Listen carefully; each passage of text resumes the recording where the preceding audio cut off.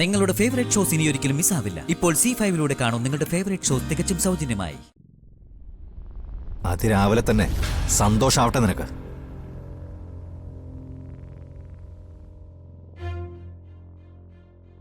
പൂവിറുക്കാൻ പറഞ്ഞിട്ട് അതില്ലാതെ അമ്മയുടെ മുമ്പിലേക്ക് ചെന്ന കാര്യങ്ങളൊക്കെ വിവരിക്കാൻ എളുപ്പമാവുമല്ലോ അല്ലേ? എന്തൊരു നാശം ഇത്.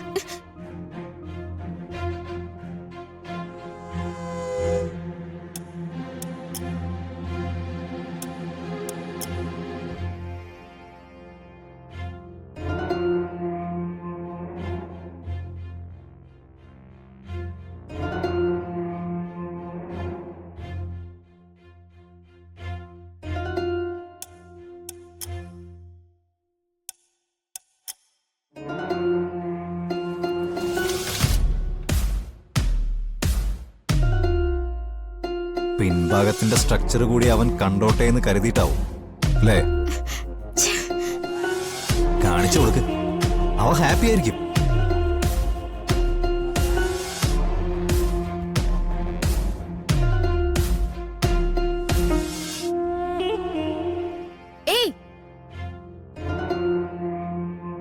വ്യായാമം ചെയ്യുന്നതും ശരീര സൗന്ദര്യം കാണിക്കുന്നതൊക്കെ വീടിന്റെ അകത്ത് പോരെ. തൊട്ടപ്പുറത്തെ വീട്ടിലെ സ്ത്രീകളുണ്ട്, അതിന്റെ മര്യാദ കാണിക്കണം. തന്നെയൊന്നും കാണാൻ വേണ്ടി ഇവിടെ ആരും നോക്കി നിൽക്കുന്നില്ല. ഇവരിവിടെ എക്സസൈസ് ചെയ്യുന്നുണ്ട്, നീക്കണ്ട. ഇത് ഞങ്ങൾ താമസിക്കുന്ന വീടല്ലേ, നിങ്ങൾ നിങ്ങളുടെ വീട്ടിലെ കാര്യം നോക്കിയാൽ മതി. നീ ഒന്നും മിണ്ടായി. അവരുടെ കുടുംബത്തിൽ എന്തെങ്കിലും പ്രശ്നം ഉണ്ടെങ്കിലേ അത് നമ്മളോട് തന്നെ തീർക്കേണ്ടത്. ഭർത്താവ് സംശയരോഗിയോ മനോരോഗിയാണെങ്കിലേ വല്ലയിടത്തും കൊണ്ടുപോയി ട്രീറ്റ് ചെയ്യണം.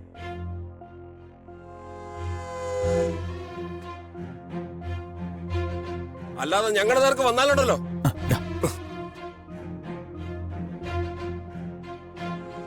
ഞങ്ങളിവിടെ എക്സസൈസ് ചെയ്യും, ഡാൻസ് കളിക്കും, ഞങ്ങൾക്ക് ഇഷ്ടമുള്ളത് ചെയ്യും. നിങ്ങൾ അത് അന്വേഷിക്കാൻ വരണ്ട.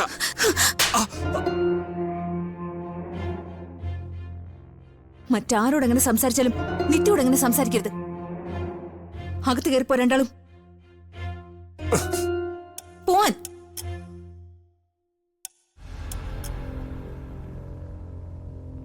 സോറി നിത്യ, ഇനി അവര് ഇവിടെ വന്ന് എക്സസൈസ് ചെയ്യില്ല.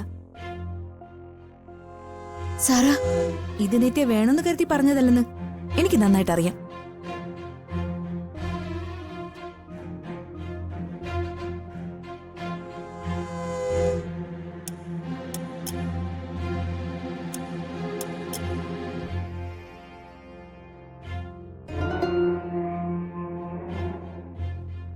നീ അങ്ങ് കയറി സ്കോർ ചെയ്യാണല്ലോടി. ഇത് കണ്ട ഞാൻ എന്താ വിചാരിക്കേണ്ടത്? ഈ ഭൂമിയിലെ ഏറ്റവും വലിയ പുണ്യവതി നീയാണെന്ന് എന്ന് വിശ്വസിക്കാനേ വേറെ ആളെ നോക്കിയാ മതി. വിശ്വസിക്കണോ വേണ്ടോ എന്ന് നമ്മൾ തമ്മിൽ തീരുമാനിക്കണ്ട. ഞാൻ അമ്മയോട് ചോദിച്ചോളാം. അമ്മേ, അമ്മേ, ചെല്ല്. പിന്നെ നിന്റെ അമ്മയല്ലേ എന്റെ അമ്മയല്ലേ? എനിക്കറിയാം. ആ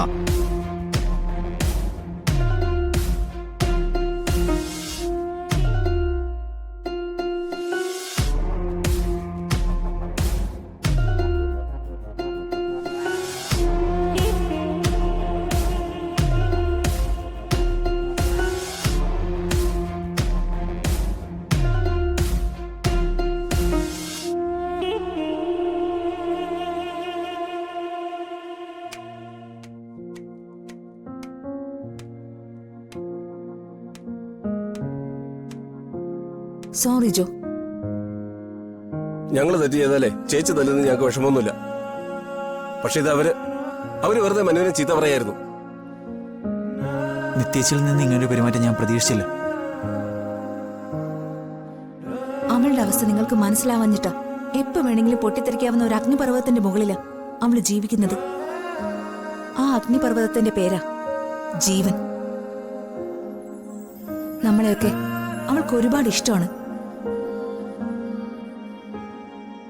ആ മഹാരോഗി എന്തൊക്കെയോ പറഞ്ഞിട്ടുണ്ട്. അതുകൊണ്ടാ അവൾക്ക് നിന്നോട് ദേഷ്യപ്പെടേണ്ടി വന്നത്.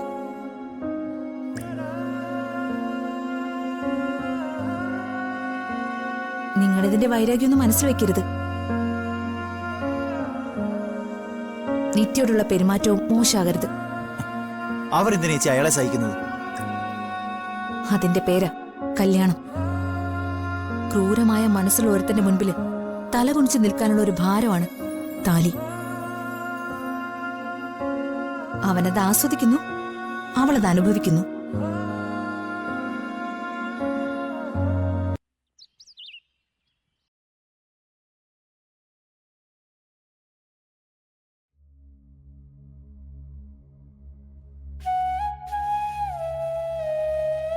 ആ ഇതെന്തു പറ്റിയടോ? എന്താ ടെൻഷനുള്ള കാര്യങ്ങളൊന്നും മനസ്സിലേക്ക് എടുത്ത് വെക്കരുതെന്ന് പറഞ്ഞിട്ട് രാവിലെ തന്നെ കനമുള്ള എന്തോ എടുത്ത് വെച്ചിട്ടുണ്ടല്ലോ. നിത്യമോളുടെ കാര്യമാണ്. നിത്യമോൾക്ക് എന്താ പറ്റിയത്? അവൾക്കെന്തോ വല്ലാത്ത പേടി പോലെ. കുറച്ചു മുൻപ് എന്നോടത് പറഞ്ഞു. മുറ്റത്തേക്ക് ഇറങ്ങാൻ പോലും പേടിയാണെന്ന്. അത് ചുമ്മാ പറഞ്ഞായിരിക്കുന്നേ. ചുമ്മാ അങ്ങനെ പറയൂ രഘുവേട്ട. അവളുടെ മുഖം ഒന്ന് മാറിയാ അതപ്പോ തന്നെ എനിക്ക് അറിയാൻ പറ്റും. എടോ, ദൈവത്തിനോട് പറയാൻ പറ്റാത്ത കാര്യമാണെങ്കിൽ പോലും അത് നിത്യമോള് തന്നോട് പറഞ്ഞിരിക്കും. ആ വിശ്വാസം എനിക്കുണ്ട്. എന്താ തനിക്കില്ലേ അത്?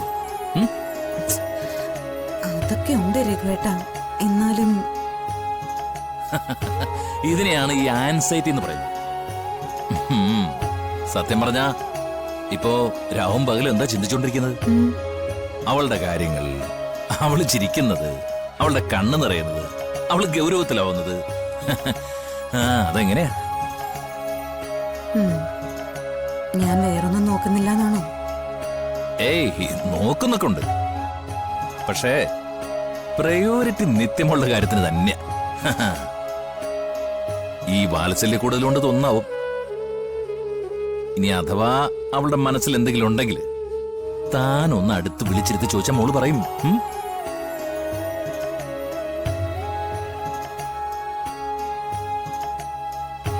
സ്നേഹിക്കാൻ തുടങ്ങിയ പിന്നെ അന്തവും കുന്തവും ഇല്ലാതെ സ്നേഹിക്കുന്ന ഒരാളെ താൻ.